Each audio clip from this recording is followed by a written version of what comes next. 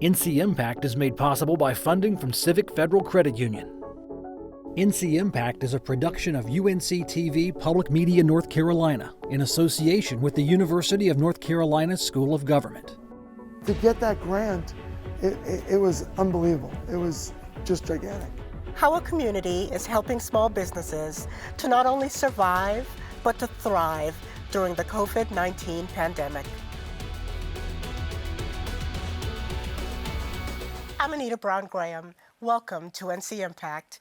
This week, we're looking at the American dream, making it up the economic ladder from the bottom to the top, and how communities are working to promote economic mobility and resiliency amid the pandemic.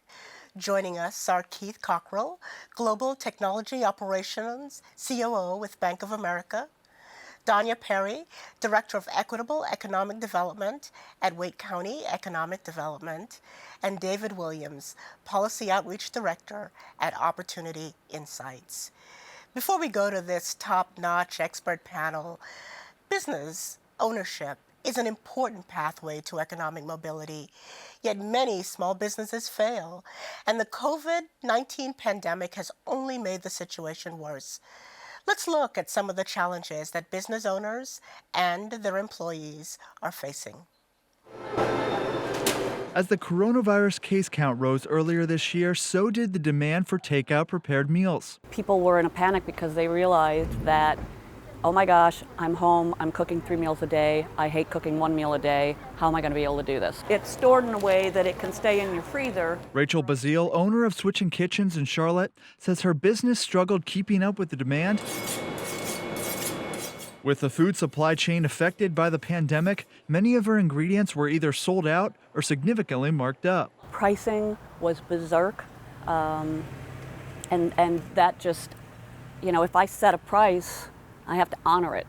And as the price of an ingredient goes up, I take the hit.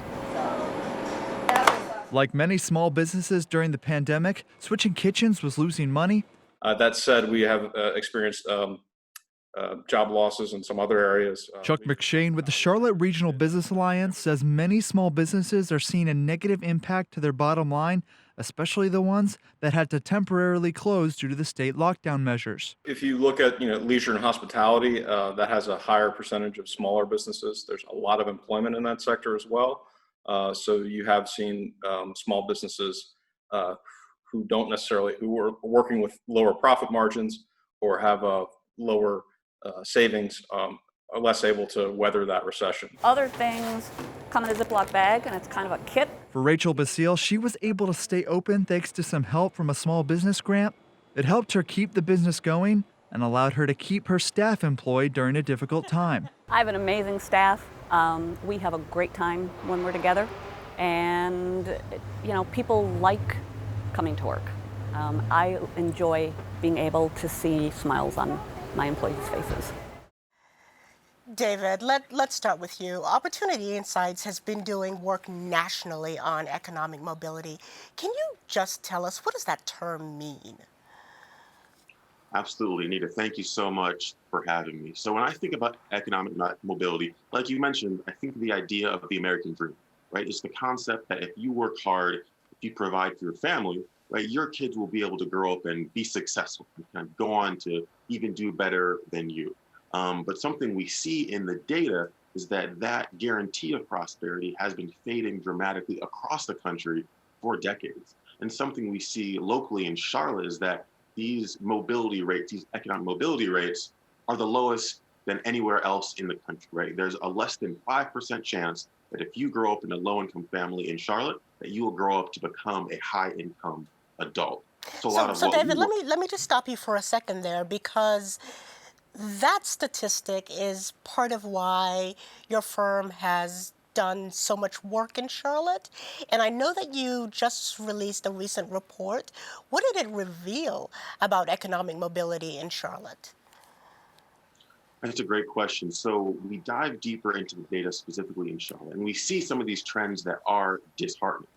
And something we also see is that, not surprisingly, COVID is exacerbating a lot of these trends as well. So one thing that we see is that, right, everyone took a hit in terms of employment rates.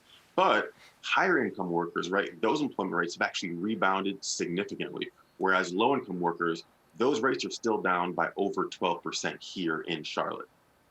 Also significant, we're seeing in education, right, especially in the spring when school shut down, right, we saw massive drop-offs in online engagement in school platforms in Charlotte as well. But I think something that we're excited about, though, is despite some of these numbers, right, groups like Leading on Opportunity and the Leading on Opportunity Council are really coalescing around these issues to not just dwell on the data, but actually identify what can we do to turn some of these trends around. So, Keith, let me turn to you. We're all hearing about this K-shaped recovery from COVID-19, but I want to talk about small business with you for a second. What is the role of small businesses in economic mobility? Well, they play a very significant role in the Charlotte community and really across the country. It's not only the hopes and dreams and the investment that these entrepreneurs have made into their own businesses, but it's the employment opportunities that they provide. Regardless of size, whether they're between 1 and 5 or grow to greater than 10 employees, it has a profound impact on our ability to continue to move forward and to provide economic opportunities for all. So, from the viewpoint of a great big old financial institution, how do you see this pandemic affecting small businesses? Well, as we're all seeing, it's very profound. This pandemic has lasted much longer than most of us would have ever anticipated. We're seeing the impact that it's having on businesses really cross industry. And so what we need to do is ensure that we play a very valuable role in the recovery. Danya, let me turn to you. You are with Wake County Economic Development, which is a division of the Raleigh Chamber.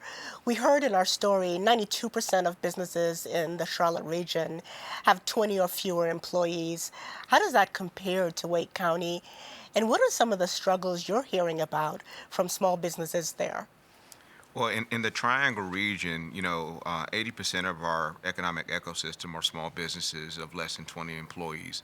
And so that's a lot. And so one of the things that's important for us is creating a culture of inclusion to recognize that our economic ecosystem is not only just our big box companies, but also the integration of making sure that our small businesses can thrive and our entrepreneurs and startups can thrive. And so one of the biggest challenges that we've seen pre and post pandemic is access to capital.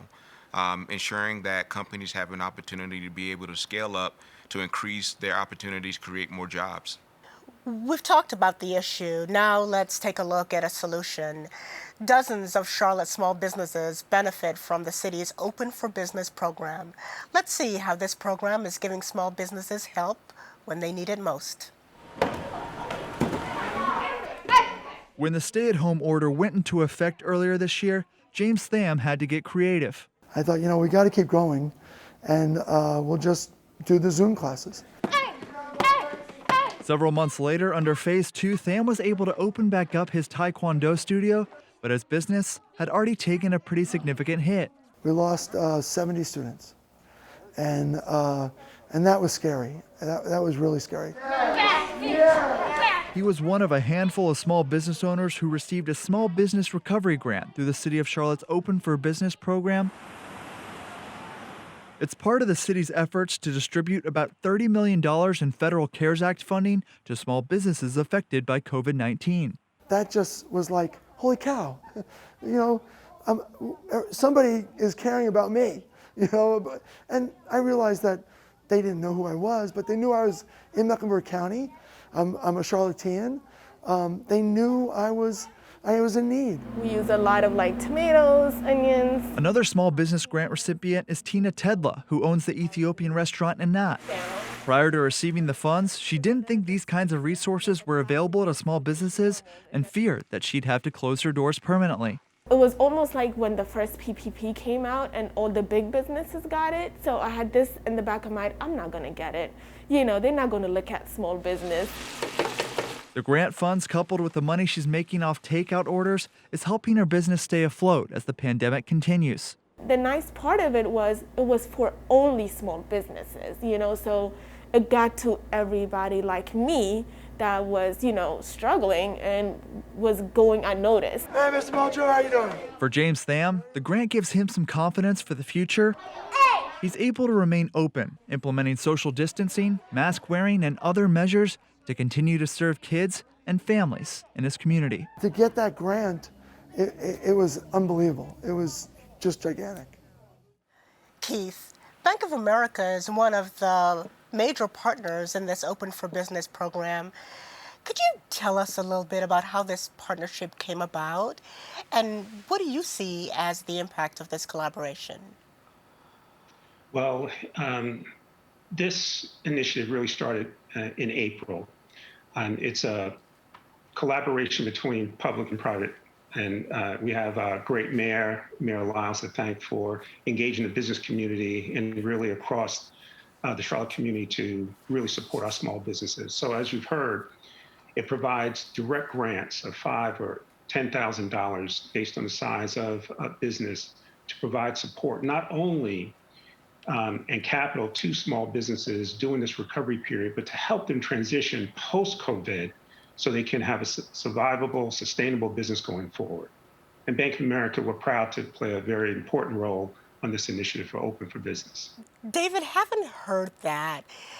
Talk to us a little bit about what you see nationally. What kinds of partnerships are required to help businesses thrive in a community, particularly a community like Charlotte that is concerned around economic mobility? So first, something that we saw early on in the pandemic was that, right, we had all this federal money to support small businesses, but it really wasn't getting to those businesses that needed it most. And it wasn't really effective in saving these jobs, again, of these most vulnerable workers. So I think what Keith's speaking to, right, it really requires a comprehensive approach and local leadership, right? So it's not just about dollars, but making sure that you're doing outreach to those companies who may not have the wherewithal to sign all the paperwork and go through all the hoops to get these funds. So I think that local leadership and local collaboration is extremely important. And I think the other point is looking forward, right? It's not just about jobs. I think, we see in our overall mobility rates, like places like Charlotte, places like Atlanta, there's been tremendous job growth for the past 10, 20 years, but we're not seeing that translate to opportunity for all. So really making sure that we're building human capital and kind of creating those ladders to opportunity so that kids who live just a few miles away in Charlotte are able to take advantage of all that prosperity happening in Uptown, happening with all these great jobs and companies. I love the what do we do today to shore up the future tomorrow perspective. Thank you both Keith and David for raising that up. Donnie, I want to come to you with pretty much the same questions.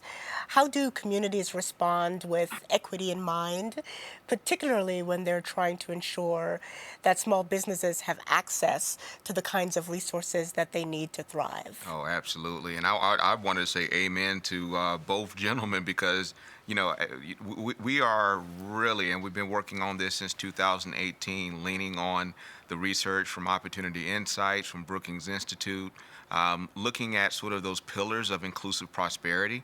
And in my position, Lily was created because leadership within our county and within our city, and Adrian Cole, our CEO of the Raleigh Chamber, wanted to ask questions about why are we seeing prosperity in one community but not another?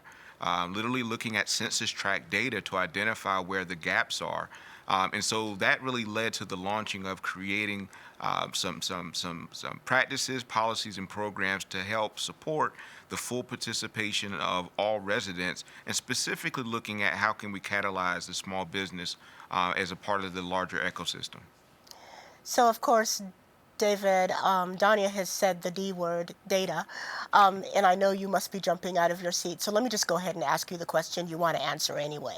So what are the kinds of data that a community ought to be looking at if it's trying to figure out whether it has an economic mobility issue? So that's a great question. Obviously, very excited by that question. I think the big thing is that being able to actually track outcomes to get at the root issues, right? So you might be in a community where you see the median income go up, right? But that might be because new people are moving in. Yeah. So I think we're able to use things like census data, IRS data to actually track long-term outcomes, right? So it's not just about people moving around, but really seeing, right, what's the impact of our policies, of our programs, of our communities on kids today, and how does that change their life trajectories? So we're, lucky to have certain data resources that we can use, and we create tools that then can be used locally by communities across the country. So I think really, it's really using data to get at the root issue and not just these surface level indicators. Yeah, thank you. The second part of Charlotte's Open for Business program is called Thrive. ncIMPACT's David Hurst looks at how one small business is using its grant funds to create a more innovative and resilient future. When Christy Pope had to close her Charlotte shop earlier this year, she had serious concerns about whether her business would survive. We've always relied heavily on foot traffic, tourism, the lunch crowd from Office Space uptown, and in March, it just changed drastically. She moved operations to her house, where she and her co-owner began shipping their items to customers all over the country. It's Tony and I going back and forth with huge boxes and shipping out 50 packages a day, and the postman coming up to me and going, "What's going on at your house?" Okay. Pope also applied for as many grants as she could. She received the Open for Business grant, which helped with rent and payroll.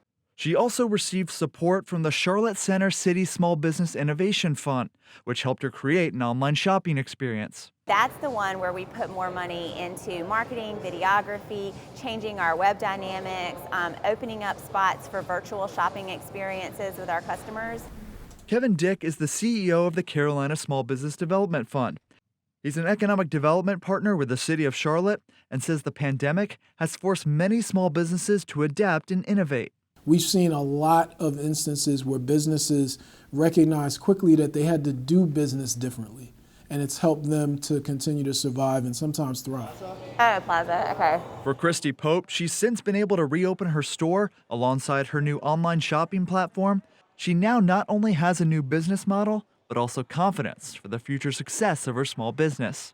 It's been a real eye-opener about how much we appreciate our customers, how much we appreciate people that choose to shop local and support small business in a time like this, and just really being grateful to the Charlotte community and those other businesses and restaurants that continue to push forward even when it's not easy.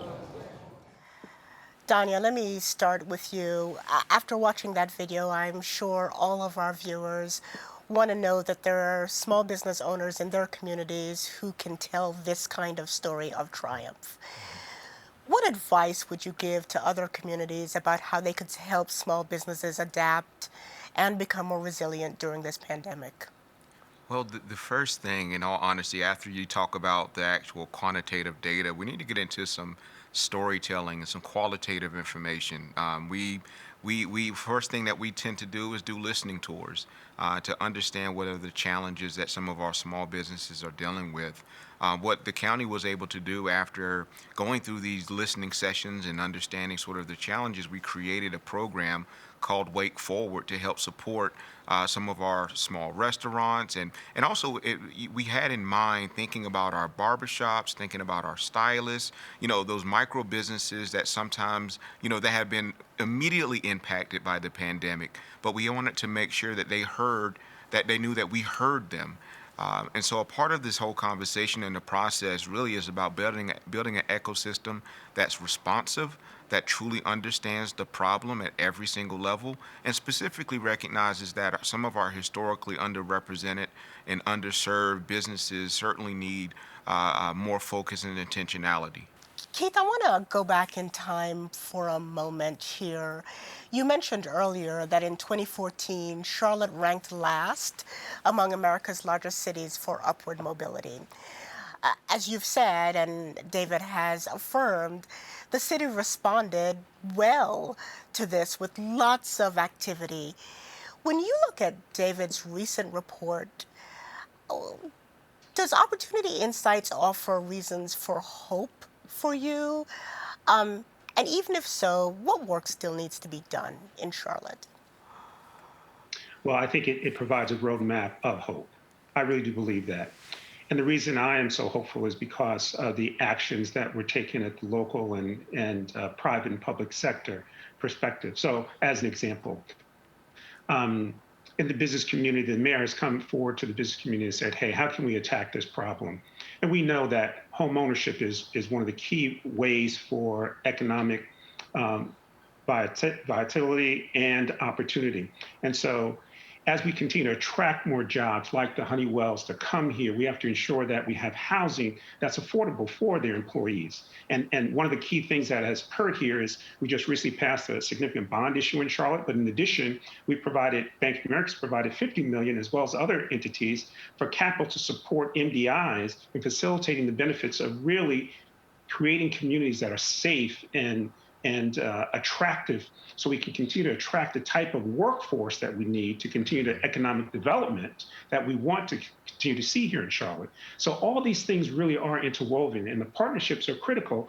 And because of the strength of these partnerships, that's what really gives me hope. David, I'm going to ask you this next question, and I'm not even sure I want to hear your answer, but I'm going to ask you anyway. How do we make sure the pandemic doesn't make disparities in economic mobility even worse for low-wage workers? And I think the first question, which is why I hesitated, was, is it a given that at least in the short term, the barriers to mobility will be greater for low-wage workers? Yeah, right. I think the data is showing us that this pandemic is hitting us hard, and it's hitting the most vulnerable the hardest. So if we don't want to exacerbate the issues that we're already aware of, right, it really requires that immediate action and real resources today.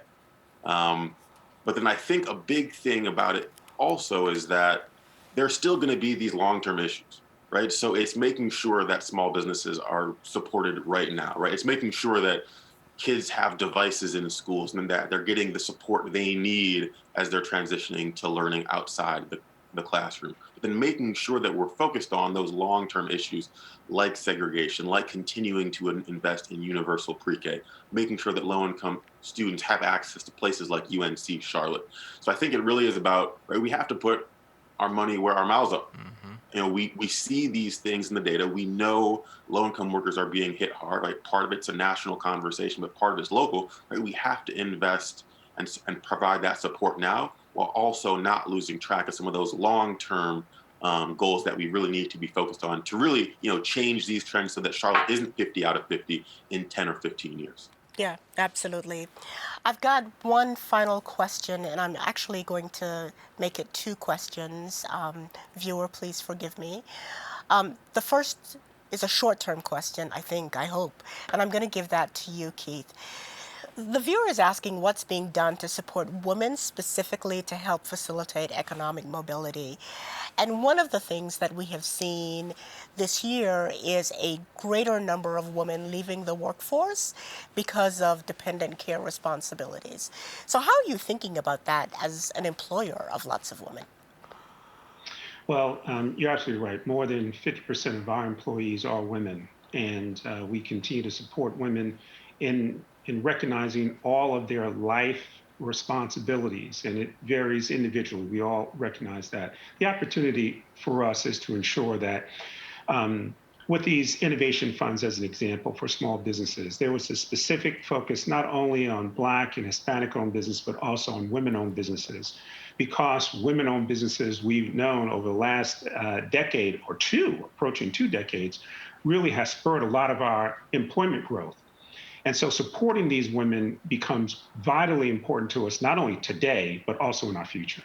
Terrific. I want to ask you, David, to respond to the same question, but on a more macro level. The data is very clear that the better mothers do, the better the outcomes for their children. So what are the opportunities for supporting in a 2-generational way economic mobility for mothers and economic mobility for their children? Yeah, so something that we've seen in our research too, and I think it touches on conversations around social capital as well, is the impact of mentors, right? And seeing someone that you can really relate to, right? We see that literally in communities that have more female inventors, the young women in that community are more likely to grow up themselves to become inventors. Whereas if there's male inventors, great, but that doesn't have that same impact. right? So I think, beyond, the more traditional resources in things like early ed, but really like finding ways, creative ways to kind of show women what's possible, right? What's possible for people who look like them, for people they can relate to. I mean, I think that's an area that we can explore in many different ways that I think could really have some benefit as well. I beg to second that. Gentlemen, Keith, Danya, David, this has been just a fascinating conversation, and thank you, Charlotte and Wake County, for giving us insights into what can be done around economic mobility, even in the midst of a pandemic. And thank you for watching and engaging. There are solutions available to us if we work together. Tell us what your community is doing or how we can help you. Email us at ncimpact@unc.edu or message us on Twitter or Facebook. And you can always join the conversation on Facebook Live. Coming up on NC Impact. The answer is not necessarily putting more men and women with guns in schools. It's changing behavior for the better of the students. Criminal punishment can jeopardize a student's future. How one community is working to reduce the school to prison pipeline.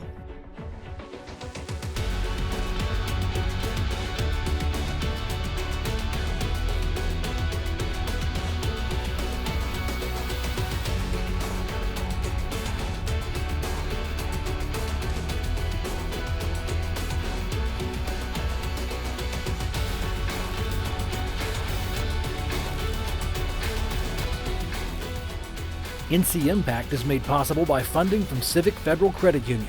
NC Impact is a production of UNC TV in association with the University of North Carolina School of Government.